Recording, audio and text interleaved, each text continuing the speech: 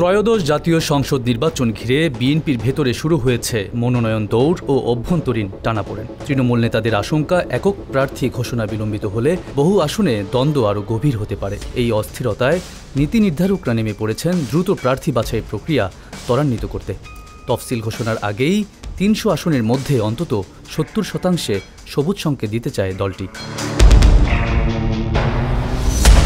দ্রুত একক প্রার্থী বাছাইয়ে কাজ করছে বিএনপি। ওয়ালটন এখন দেশের সীমানা পেরিয়ে পৌঁছে গিয়েছে ৫০টিরও বেশি দেশে।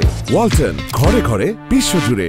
তফসিলের আগেই ৩০০ আসনের অন্তত ৭০% এক প্রার্থীকে মাঠে কাজ করার জন্য সবুজ সংকেত দিতে চায় দলটি। কেন্দ্র থেকে একক প্রার্থী চূড়ান্ত হলে অন্য মনোনয়ন প্রত্যাশীদের তাকে সমর্থন করে ঐক্যবদ্ধভাবে জনসংযোগ করতে হবে। কেন্দ্রীয় নির্দেশ অমান্যকারী মনোনয়ন প্রত্যাশীদের বিরুদ্ধে কঠোর সাংগঠনিক ব্যবস্থা নেয়ারও হুঁশিয়ারি দিয়েছে দলটি।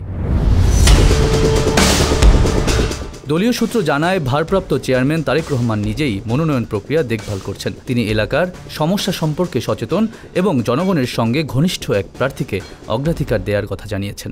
সম্প্রতি দলটির স্থায়ী কমিটির সদস্য সালাউদ্দিন আহমেদ বলেছেন, শিগগিরই আসন ভিত্তিক প্রার্থীকে গ্রিন সিগন্যাল দেওয়া হবে, তবে তা চূড়ান্ত নয়। তফসিল ঘোষণার পর পার্লামেন্টারি বোর্ডের মাধ্যমে চূড়ান্ত মনোনয়ন দেওয়া হবে। এদিকে সম্ভাব্য প্রার্থীদের সবুজ সংকেত কবে নাগাদ দেওয়া হবে সে বিষয়ে শীঘ্রই ভারপ্রাপ্ত চেয়ারম্যান ও নীতি নির্ধারকরা সিদ্ধান্ত নেবেন বলেও জানান বিএনপির স্থায়ী কমিটির সদস্য ডক্টর খন্দকার মোশাররফ হোসেন।